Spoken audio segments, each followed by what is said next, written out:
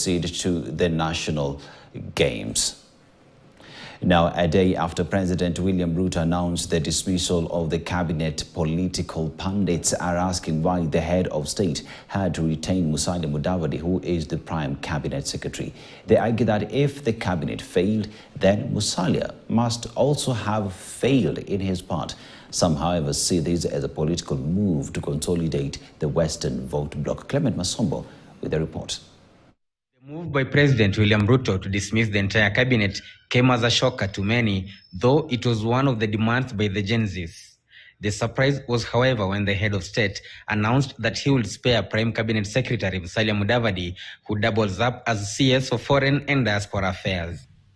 I have today, in line with the powers given to me by Article 1521 and 1525B of the Constitution and Sections 12 of the Office of the Attorney General's Act, decided to dismiss with immediate effect all the cabinet secretaries and Attorney General of the Republic of Kenya, of the Cabinet of Kenya. Mudavadi, a man who has served in the government since 1989, when he succeeded his late father Moses Mudamba Mudavadi as the Member of Parliament for Sabatia constituency, Vihiga County, recently facilitated the merger of his former party ANC and the ruling party UDA. But why will the president leave out Mudavadi in the changes, yet his office is not protected by the constitution? President Ruto is a politician by excellence. And whatever he did in dismissing the cabinet, that was political. In retaining Musalia Mudavadi, again, it is political. And here we are talking about political survival. For Musalia Mudavadi to have remained in cabinet, I'm not surprised.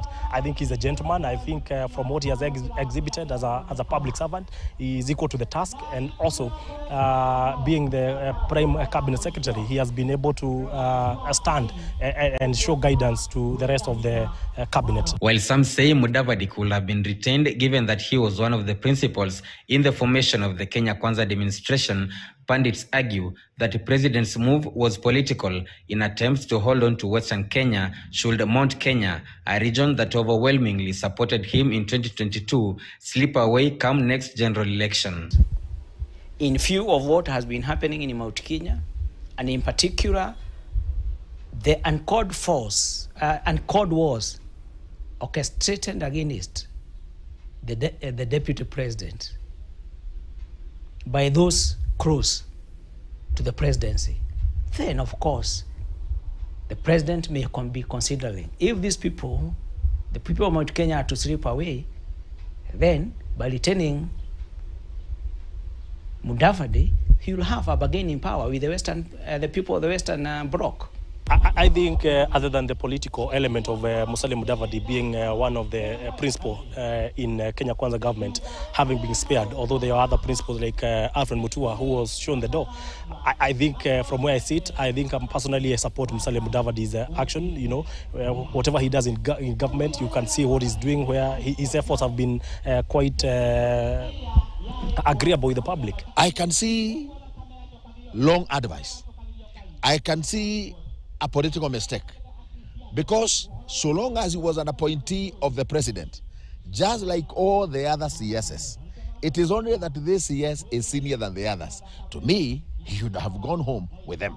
He was the prefect of the others. He should have gone home with them. Clement Masombo, KTN News, Nyeri County.